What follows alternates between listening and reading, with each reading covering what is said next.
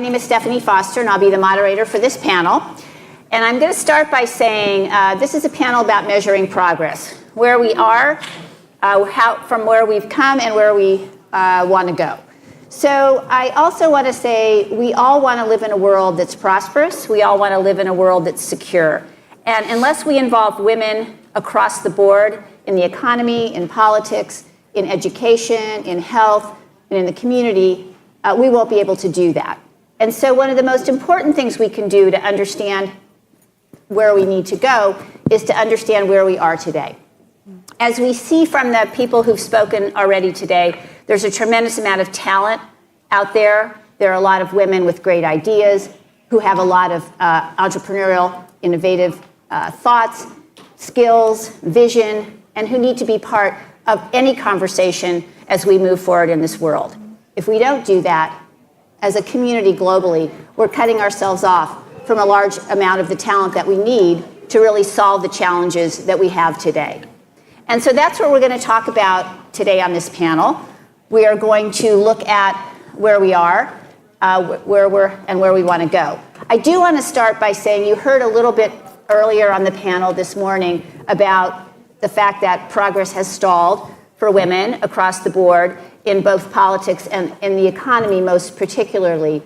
I do also want to say, because it was alluded to earlier, we know in each of those sectors and in every sector that when women participate, progress goes more quickly, we jumpstart it, and that we really see a much broader and inclusive way of dealing with problems. And so that's the backdrop for what we're here to talk about today. The numbers are pretty stark when it comes to political participation. As you heard about economic participation, based on what the Global Women's Economic Forum Gender Gap Report said, that just came out, is that we are now at a point where it will take 217 years for there to be parity between men and women in the economic sphere. In politics, it's actually even more grim, I should say. And so we have about 22 heads of state that are women, 23% of parliamentarians worldwide are women. We do know, though, that when women are in those positions in public life, they tend to bring different issues to the public debate. They tend to have different perspectives on issues because we all live different lives. And not every woman lives the same life. Not every person does. So the more diverse and inclusive these populations are who help make decisions, the more broad-based those policy solutions will be. We know that when women are engaged in peace talks, peace agreements are 64% less likely to fail and 35% more likely to last 15 years. And if you've ever lived in a conflict country, that's a really important statistic. So we are going to, again, look at these questions. We are joined by three really amazing panelists, and I will introduce them very briefly.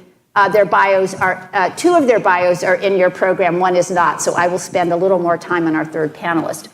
Our first panelist is Gwen, who I've known for several years.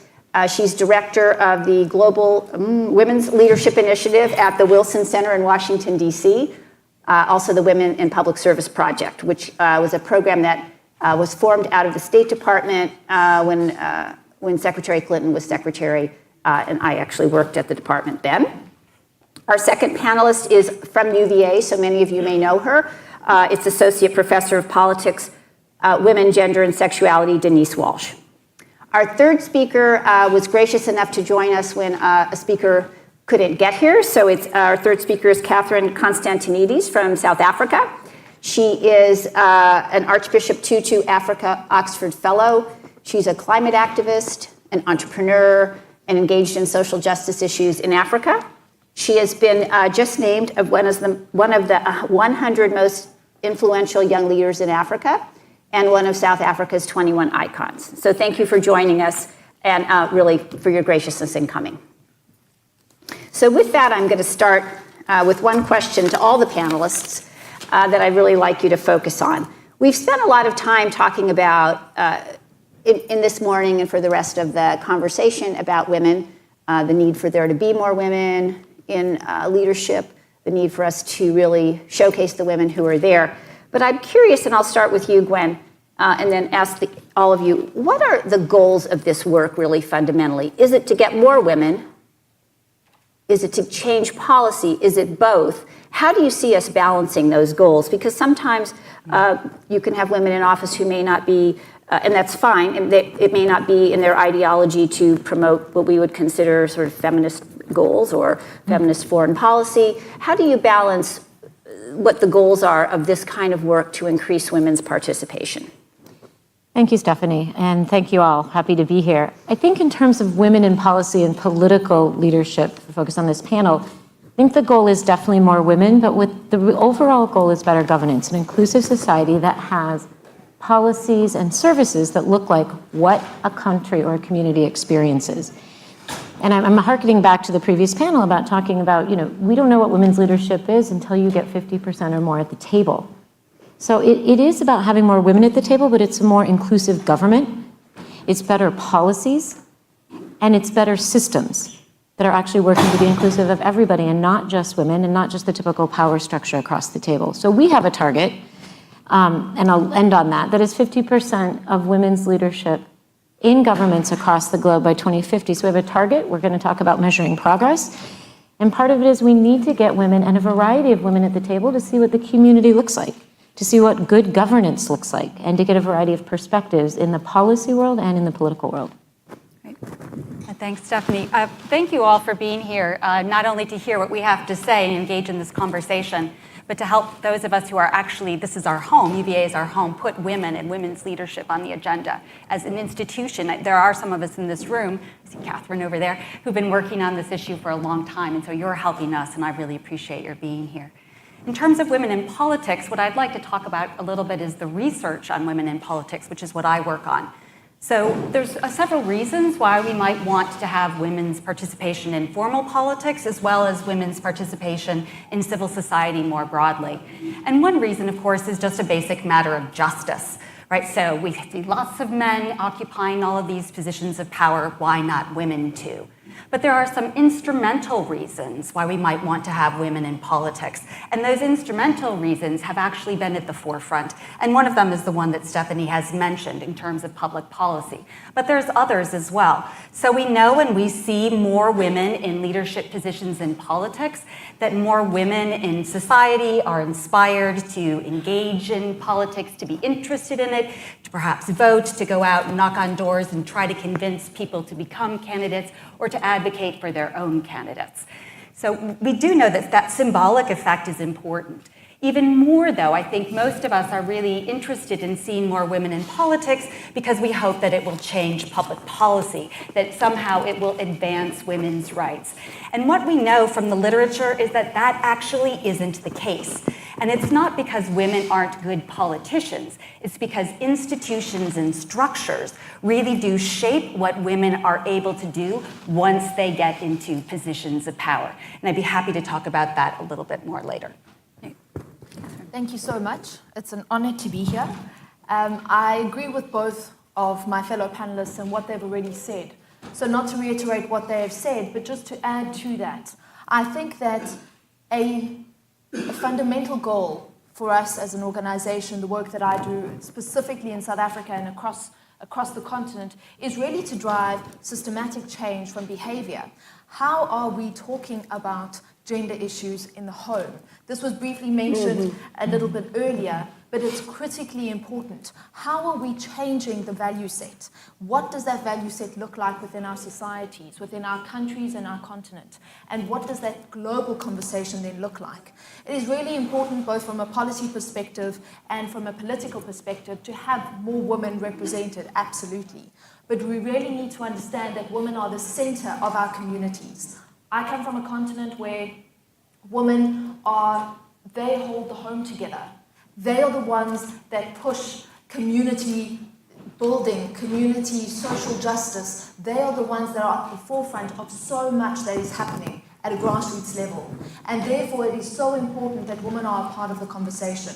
However, inclusivity is crucially important. I may be crucified for saying this, but even though this is a discussion on women and women empowerment, I'm a huge supporter of the boy child.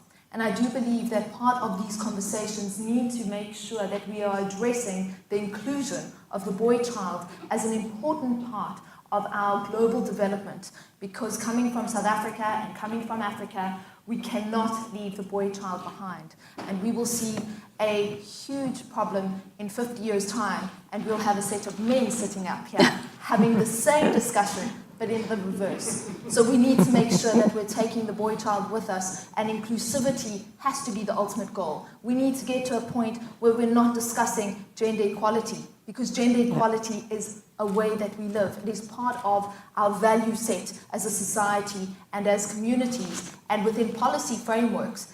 It is not something that needs to be discussed. Our goal has to be that it is part of the framework we're working within. And I think the issue of data helping us understand where we are and then where we want to go, if our goal is that there's equity or equality between men and women and boys and girls, is very important. So I want to turn to you, Gwen, and ask you, and I think that if either of you would like to comment, I think you obviously work at the Wilson Center, and there's a big project you have on collecting data around women and public life, participation in public life. So maybe talk a little bit about that, but also why did you feel at the Wilson Center that that was an important thing to do? There's a lot of data out there. And how did you pick this particular sort of index to put together? What gap were you filling, and what do you hope to use it for? Thank you, Stephenie. So we just launched at the Wilson Center in order to get to our goal of 50 by 50. For 50 countries at the moment, measuring where women are in political and public office. So where are they in civil service, national security, judiciary, the executive and the legislative branch, okay? Not just where are they in parliament or where are they in politics and elected office, but where are they across the government? What are the leadership positions, right? Where do you want them to be? So one stat we know, for example, is women make up 44% of civil services globally. They make up 29% of the leadership. So there's our kind of model. And we're also looking at how they got there. What does their economic empowerment look like? What is sexual harassment? What are protection laws? What are quota systems? What type of governance are they under? And finally, how much power they hold, right? So how much power, budget power, veto power? Go into your thing. What's the perception? Do people view women as having the right to hold public office? So to come back to what Stephenie's talking about, why did we choose this index? We chose it as a framework, right? We live in an area, everyone talks about big data. I think when I went to university, there was not as much emphasis on stats and data as there is now. But one thing we know, it provides a framework where you can start to look at what are the levers to push for opportunities? What's the intersection between your access to public life and how much power you're going to hold? But also, data can drive solutions and change. You can drive innovative ways. And so one thing when we looked at this project is we sort of said, I said, let's put the assumption there's plenty of qualified women out there on the side. What do we need to do to drive systemic institutional change and behavior change? What can we change system-wise? What can we change policy-wise? And how can they interact? And how can we adapt it on a country-by-country basis? And so I will end, it sounds a bit like a marketing. Our index is not ranking countries. So this isn't the best country and you're the worst country, right? People will use it for that, clearly. But it's to look at how a country progresses over time, and it's to look at these intersections between your pathway, your position, and how much power you hold to actually figure out what is holding women back. You know, is it just a family leave policy, or is there more? Is it unconscious bias? Is it how much, what economic level you come from? And so I think having this data framework as a start, as a framework, as an online platform, to be able to shift the things around to figure out what policies and system change you can make is incredibly important. And what challenges did you face? We don't have hours, so where shall I begin? Exactly. I'm assuming you did. In terms of the data, how did you? I'm assuming some countries were better than others. Maybe just a little bit about that, because given we have a global audience, I think that's a really important point. So we ended up with 50 countries for the first iteration of the index, based on countries that had enough data to actually run a regression and run some numbers, right? So that was the 35 OECD countries, to be frank, and 15 additional countries that we based on population, how much data they have, and tried to get a geographical representation. One of the biggest challenges is the data gaps. And it's not just, the countries in sub-Saharan Africa or Southeast Asia.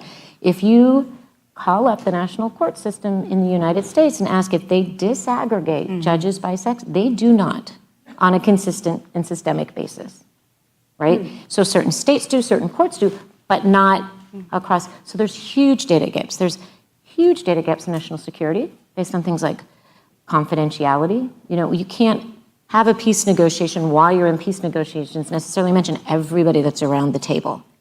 But there was an index just released 2 weeks ago about women in peace negotiations since 1990. But I would say data gaps are the biggest challenge. And the second challenge is that we're overcoming is countries that don't want this data transparent. And so one of the notions is that if we have this data and we put it out there and we have this index, is that hopefully that will encourage governments to be more transparent about who's in government, about what they do, about their progress, and that they can come out and say, this is who we are. This is what we look like as a society. So we're really going towards like transparency and open governance in a roundabout way, not to say that I and the Wilson Center and my 3-person team can do it all, but just, I think the challenges are the data gaps and then people's willingness to sort of make that data transparent so that we can start the analysis and the conversation. Right. I mean, it's hard to say. People can easily say there's no pipeline if there's no statistics about how many women are coming up through these various job categories that would qualify them to take the leap to the next job. Or you can say we have a female president and we're fine. Or you can say, to push back against Rwanda, frankly, is we have enough women in parliament, so the rest of the government's fine. Or the rest of the society is fine, right? So there's a little bit of just sort of, what do the numbers look like to give us a sense of what it all looks like together to be able to make some conversations, discussions, and policy change. And Denise, going to you, because you really are, doing a lot of research into this and sort of, you mentioned that obviously, but if you could talk to us about, in the research you've done, which I know you did in part for USAID and the US government, talking about what you saw as the barriers to women's participation and how you kind of sorted that out and made sense of I mean, there are tremendous barriers that we all know about, violence and, in some countries, lack of quota systems, and political parties are not the most welcoming of women, just as a point here. But how do you sort that out in a sort of a systemic way? Right. So one of the things that we know is it's pretty easy to track individual behaviors that are really making it difficult for women to engage in participation, right? So women will report back either to reporters, journalists, or even to academics some of the things that some of their male colleagues do once they are actually in a particular office, right? And we've actually seen a lot of this in the news lately, mansplaining, for instance, right? So there's a lot of individual behaviors that end up marginalizing women in their everyday interactions with colleagues. And then there's also various types of threats that women also experience either when they're trying to get into politics or engaged in civil society, right, or formal politics. And those threats can be a variety of types, right? So we've seen threats of, individual men wanting to throw women out of their homes, for instance, to threat to ostracizing them from the community, threats to burning down their houses, threats to their reputation. And we also see, and not very often, but we still see it, is violence against women in politics. And there's a new group of people who are in politics and gender who are working on these issues right now, trying to understand the kind of violence that women experience. It's very difficult to tell whether they're experiencing that violence because they're in the opposition party, for instance, because they're women, right? Is it just that it's gendered violence and men experience a different type of politics or a different type of violence? Or are they experiencing that violence because they are specifically women in politics, right? So there's a number of things that we're just beginning to try to understand in terms of opposition, because frankly, over the past 20 years or so, what we've seen is this huge uptick, right, in women's participation in legislatures. So a lot of scholars have been so thrilled to see that we've been counting the numbers, right, trying to figure out how to get more women in, how to get quotas passed, how to get quotas implemented. And what we're now stepping back and seeing is a lot of these women face significant barriers at the individual level and then within institutions. So we know, for instance, the political parties tend to be very hostile to women. They're deeply hierarchical, right? And this is not a battle about ideology. So the data is really helpful for feminists, right? It's really helpful for women's organizations because they know where the problems are, they can identify them then, and they can begin to attack and challenge those problems. But the data, at least in my experience and in my research, rarely convinces opponents, right? And that's because this is about political power. This is a battle for who is going to control the legislature, the political party, groups on the ground, the media. I mean, all of these institutions are places that are really significant in terms of shaping public opinion and public policy. And certain men, not all men, but certain men dominate those industries. And they're not going to just open the doors and let women walk in. And the women that they do let walk in are going to be women who they've trained, who are party lackeys, who are loyal to them. So you get those women into those positions of power, and you don't change the institutions, you don't transform the policies, so we don't see the kinds of feminist changes that many of us in this room, I think, are hoping for and looking for. So, Catherine, hearing both Gwen and Denise, who've worked on these issues, gathering data, doing research, how does this resonate with your experience on the ground? Working in South Africa, I know you work with a lot of community groups and people across the spectrum of sort of what they do in the country. So, what's your perspective on what you've just heard? I think the points made are really crucial.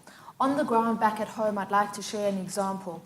We talk about policy and the importance for women in politics. Currently, we have a new ministry within our parliamentary portfolio, and we have a minister of women.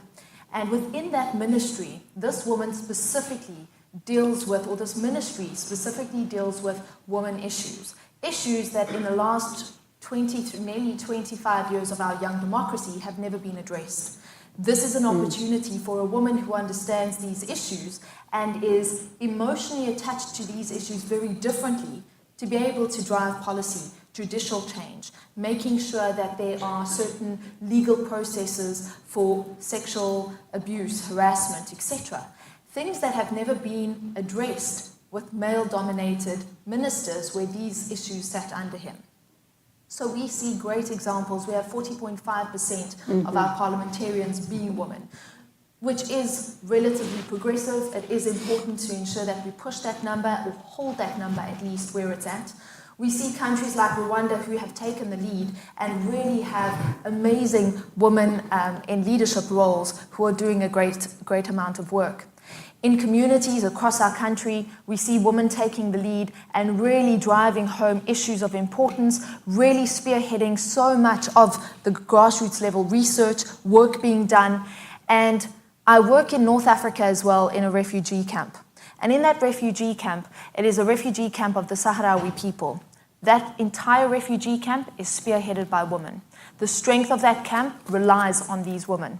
Now, you also have other things at play, being culture, religion.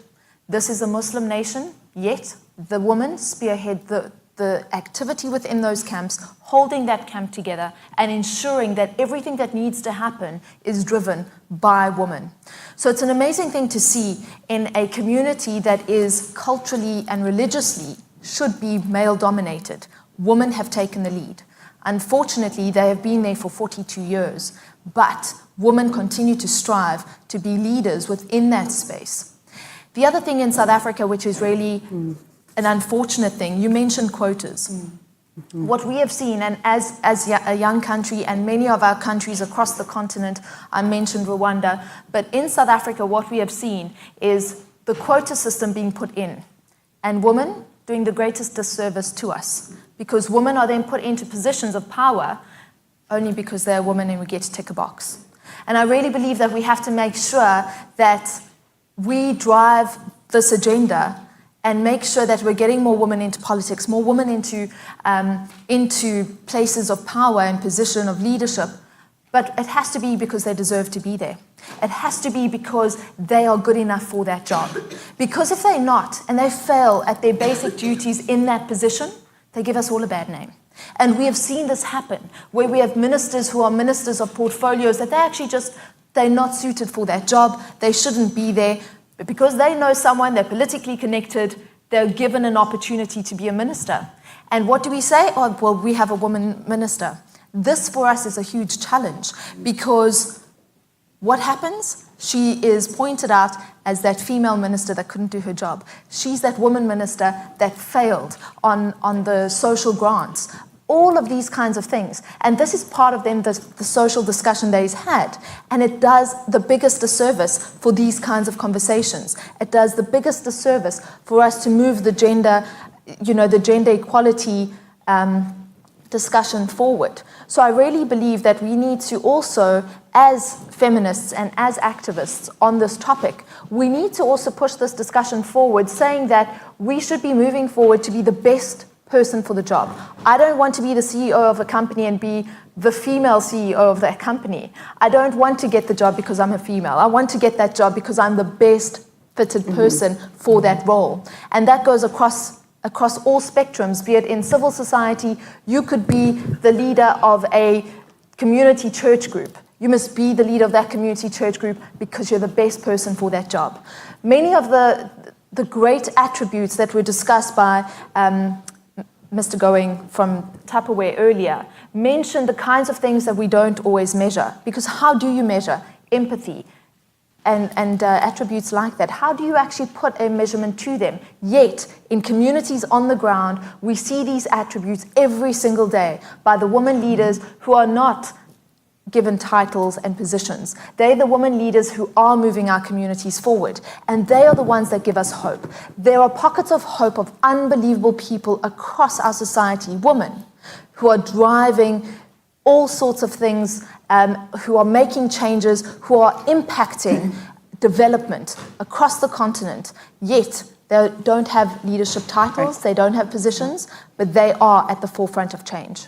And there always are people like that. So I think that's in how we recognize them is so important. But I would say there's a disagreement probably. I'd be curious on this panel, and I know generally, I mean, there are people who would support quotas in terms of, quotas are considered to be, in the words of the Beijing platform, temporary special measures to give underrepresented groups, in this case women, access to seats of decision making. So most of them are in parliaments. We don't have one in the United States, which is not something I think we would probably ever have, but a lot of countries have them. And in fact, many countries that have more than 30% women in parliament do have quotas. So again, and I take your point because it goes both ways, but I'm curious about Denise and then Gwen, if you have thoughts about quotas, because I know this is a very hotly contested issue in this space. Yeah, and I think your points are really important because what they're really pointing to is this backlash, I think, would say, against quotas. And this is one of the stories.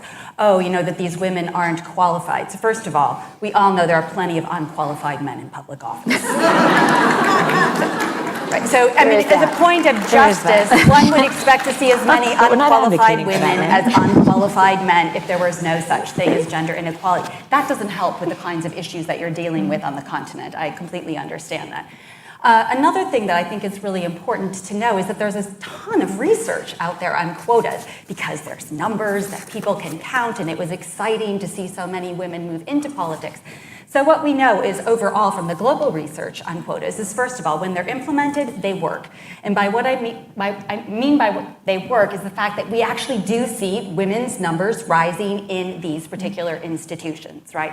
And we also know that the women who get into these positions tend to be more qualified than men. And that really isn't surprising at all. I mean, we're talking here about gender inequality.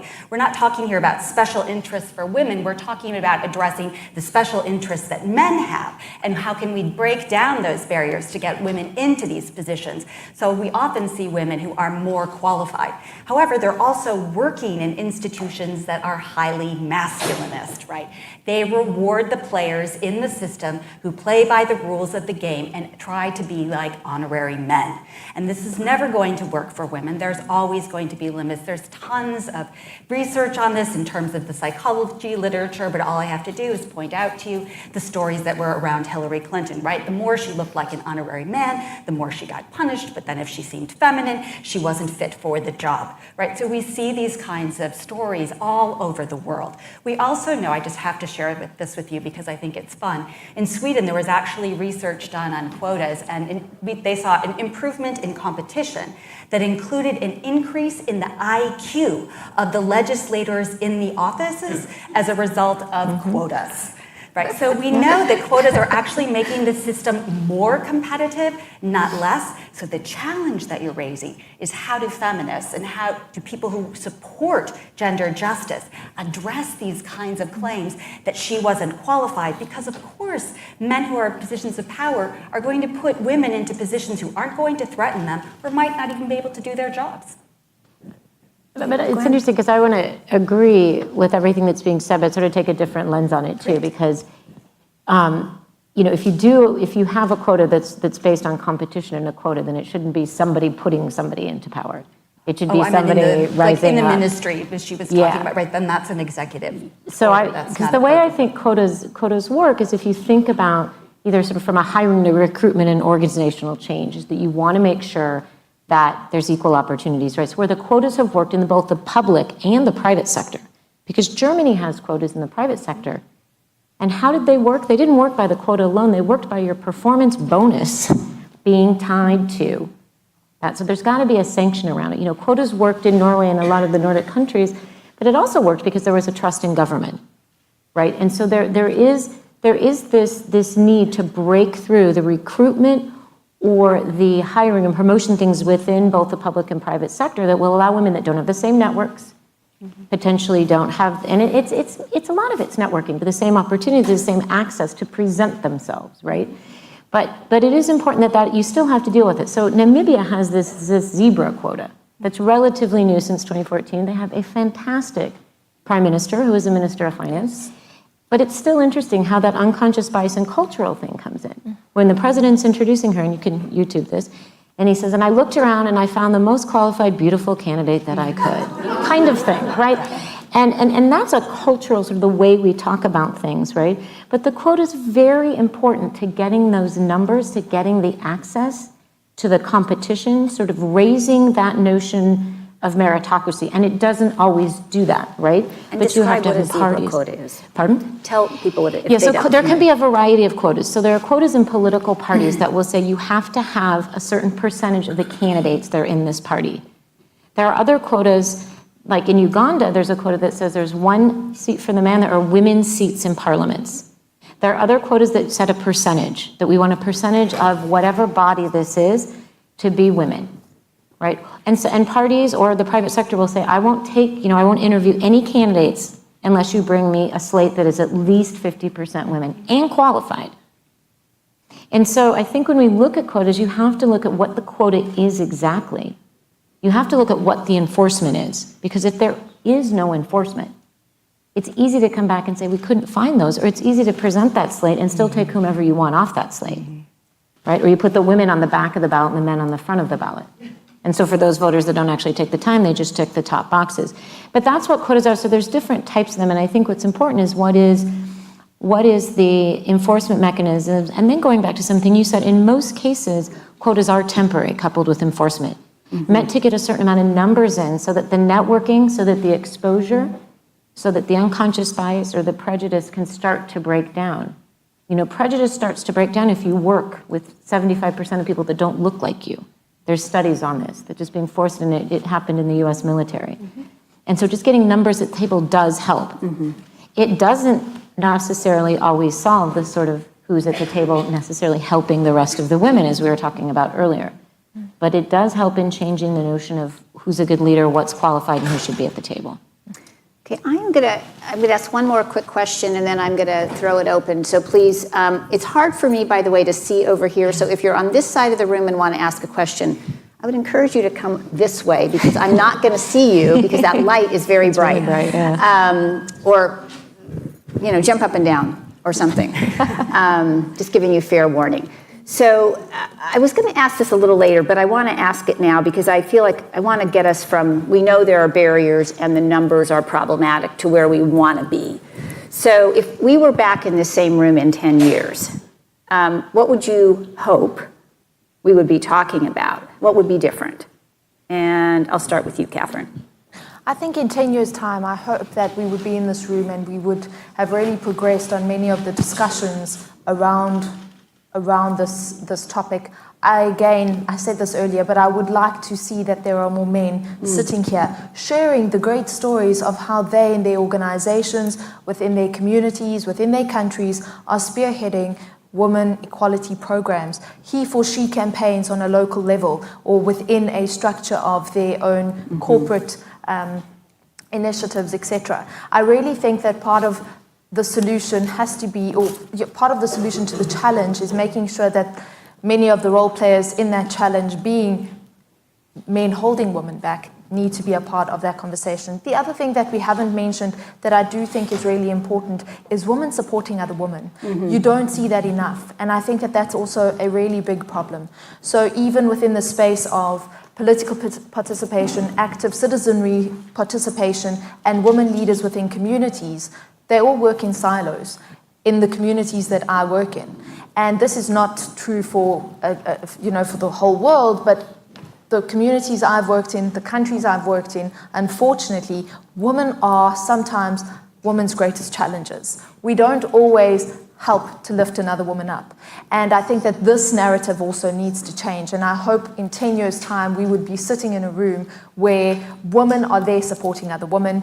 Programs such as many of the fellows that are here in this room, where they nurture a sense, at Presidential Precinct, we have a group of women where we're leaders from across the continent. We're able to lean on each other. Buki and Lulu, who are in the audience specifically, and our wonderful, wonderful panelists from earlier, the ladies from Rwanda, Uganda, all of our ladies are able to connect with each other and lean on each other. There is a strength in that, and we need to cultivate more engagements that are personal and allow us to actually be authentically true about the challenges that we really, really battle with the most, those that are not spoken about in forums like this. And I hope that in 10 years' time, we in our small communities have done that over the next decade in order to allow us to have richer conversations with men sitting on this panel. And in 10 years, will you be in elected office? Absolutely.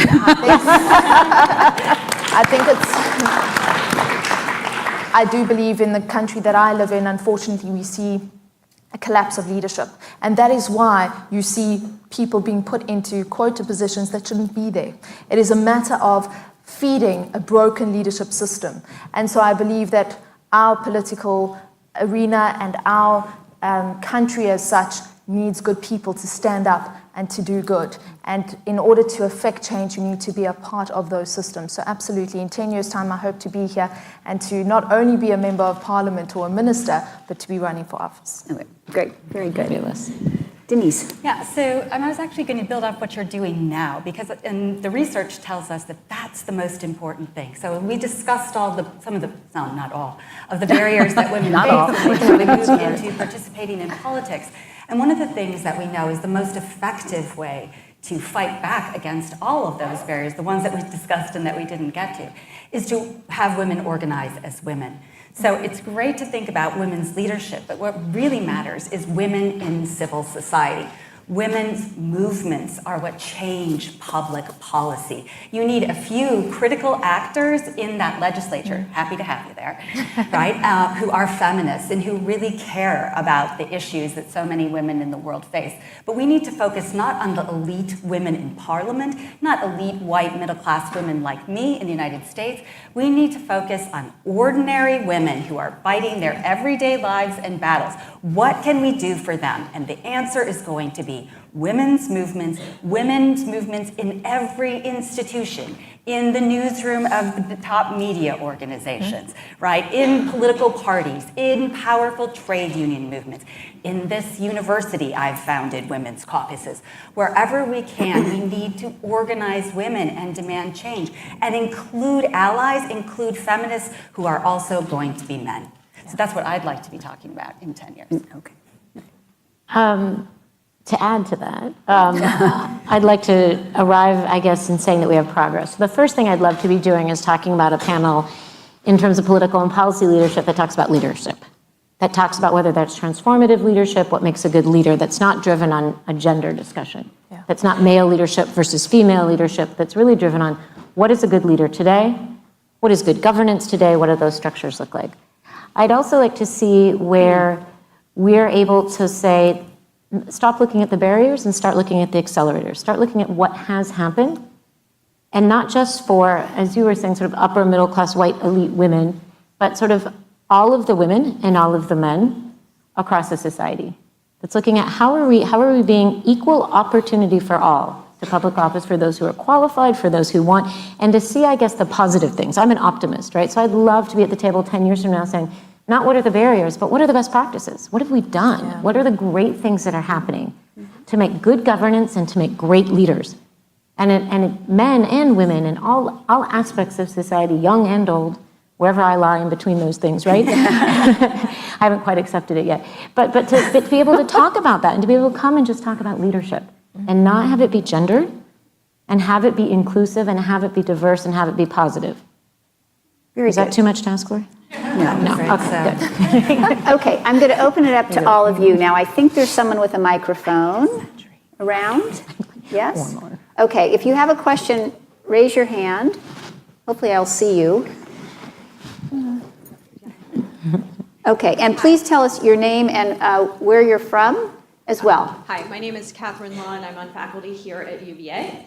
And Denise has touched a little bit on this, but I think in this time, in this place, it's becoming clear that gender violence, that harassment of women, that sexual exploitation of women has been a factor beyond anything even those of us in the field have really, truly understood. When powerful men in media are shaping the stories and keeping women out of roles in which they can shape the stories, when everything, entertainment, politics, and I'm feeling a little hopeless right now, because that seems almost so amorphous, it's hard to understand how to even get our arms around shaping that.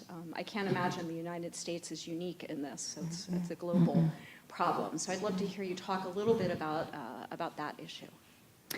Okay, I'm going to take two questions and then kind of have us 2 or 3 questions at once, because I think that can sometimes make the conversation sort of flow a bit.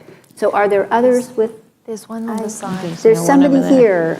I don't know where. I can't see a darn thing. I know, it's really so sorry. Hi, my name is Disha. I'm from India. My question is regarding the quota and the research that you guys were sharing. In Indian Parliament, we have we call it reservation. In Indian Parliament, we have a reservation of 33% for female. And that has been implemented to local governance level as well. And interestingly, last year, in a lot of areas which I saw was that there will be female candidates who will be running for local government, local elections, but it would be their husbands or their fathers who would be going for meetings. It would be their husbands who would be going for campaigning. It would be their husbands' faces which would be posted on the posters on the walls of the villages all around. Right? So when the reservation was implemented, it was a matter of celebration for the entire feminist community in India. But do you think that, that's a start, that's a funny start, but do you think that may lead us somewhere? Do you feel there is some hope in it, or it's just a futile exercise altogether, with this entire process of great. How it is being implemented? Okay, and then let's take one more question.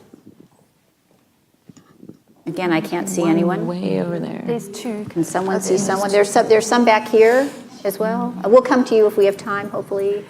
Hi, my name is Christine Switzer, and I'm a UVA alum, and now working at Fidelity Charitable. And I often will meet with women, including myself, this has crossed my mind, who are interested in running for politics someday.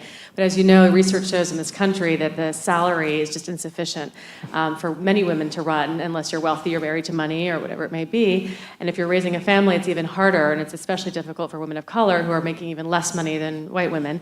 So just curious what your recommendations are to solve this really important problem. Oh my God. Okay, so we have, right, okay. We'll be here for the rest of the day now. How do you want to begin with that one? The rest of you panelists, too bad. No. So we have 3 questions. I'm going to say something about one of them, but I'll just sort of recap them for the panel and then ask each panelist who'd like to respond to either 1 or 3, any of them quickly, of course, because we'd like to get over here. We have one about violence against women that's pervasive in the political sphere in general. One about quotas, and issues with implementation of quotas, particularly in India, and one about sort of the economic imperatives that make it difficult and disincentives for anyone except for a certain group of people to really be able to run for office in an economically sustainable way. The one thing I want to say about the issue of violence against women in politics, I don't know if Sandra is here yet from NDI, but She's right over there. Okay. Sandra and the National Democratic Institute, Sandra Pepera, they've done a lot of work now on an initiative called Not the Cost, which has to do with how to decrease violence against women in politics that dissuades women from running. So I think if those of you who are really interested in that topic, please make sure to talk to Sandra. She is moderating the panel, 2 panels from now. Yeah. And so she'll be around, I assume, but just so we know, we have a great resource in the room and an expert in the room on that particular issue. And I'll throw this over to you all on these 3 questions. Denise, why don't we start with you? So you're in the middle, we never start with you. Okay, sure. So actually, I see these questions as somewhat connected. So one of the things I can say that's hopeful, Catherine, is actually we see a lot of media, we see a lot of attention put on violence against women in various spheres, but the research overwhelmingly shows us that what's most ubiquitous is this kind of marginalizing, or what some people call cultural imperialism, right? So that kind of mansplaining, the silencing of women, the not refusing to call on them when they raise their hands to speak. That's what's most ubiquitous, and what gets a lot of the media attention because it's physical, it's visible, is this kind of violence that you're thinking of, right? Not to say that it doesn't happen, it does. And it does dissuade women from participating in politics. But the other stuff is what all women are experiencing. And I think that's part of the Me Too campaign, right? That we have this broad definition in the United States of sexual harassment. And my guess is there isn't a woman on the planet who hasn't experienced some of that, what fits in the definition of sexual harassment. And so thinking about it in a broader way like that, right? And being able to identify that, yes, this happens to me, and then talking about it, even though it's depressing to see that it's out there, I think is actually, for me, it's been really encouraging. I'm tired of the silence. I'm sure you are too. We're all tired of the silence and all of the ways in which each one of us, by being silent in some ways, and for some of us it's certainly more costly than others, has in some ways contributed to this kind of a problem. So for me, this has been incredibly hopeful, although I know for many people it can be re-traumatizing, and there's going to be a lot of denial, and we're always going to face backlash.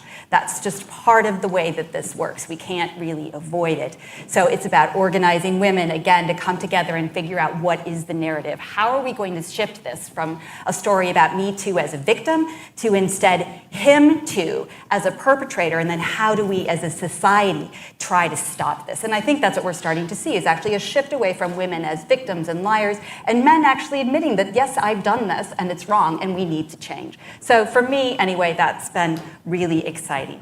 And this notion of, how do we get more women into politics? And once we get women in, are they just tokens? Or, they're not even tokens. We need a special word for what you've described, I think. And one of the reasons that they don't get involved, that you didn't mention in the back, but we can also think about in terms of structural barriers, right, that exist to preventing women from entering politics, which caretaking, right, the sexual division of labor is one of those structural barriers.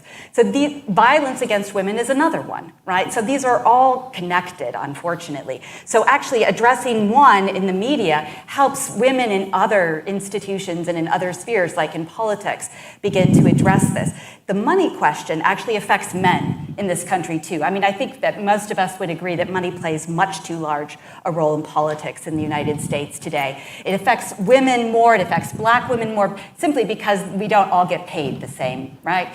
But it affects our democracy. So this is a horrible issue. And the narrative then, it seems to me, for women is to say, this affects me, but this affects our democracy, right? And hook into something that people really care about and make it a women's issue, but also build those coalitions that we're seeing to form now across groups who are interested and invested in social justice. And this connects to India, right? Men are heads of family. Kinship is how you move forward in a rural society in India, which is where I think you're primarily talking about, right? So the only way to get votes and to think that you're ever going to exercise power is to be the head of a household. And heads of household are automatically understood to be men. So again, thinking about the sexual division of labor and the ways that that create structural barriers that then get multiplied in various institutions, and we see it playing out in this particular type of election. Do I think quotas still matter? Yes, I think they matter, because look at what we're talking about.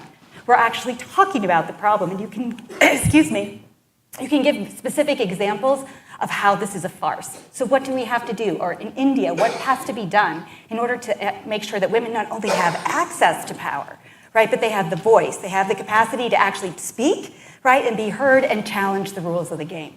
And that's a much deeper way of measuring things than numbers, and much more challenging. Excuse me. Catherine? Just to touch on one or two things. Unfortunately, sexual violence in South Africa is a huge, huge problem. In South Africa this week, in fact, we start a campaign that happens every year. It's called 16 Days of Activism against violence, and we really drive home this discussion around sexual violence. In South Africa, somebody is raped every 4 minutes in our country.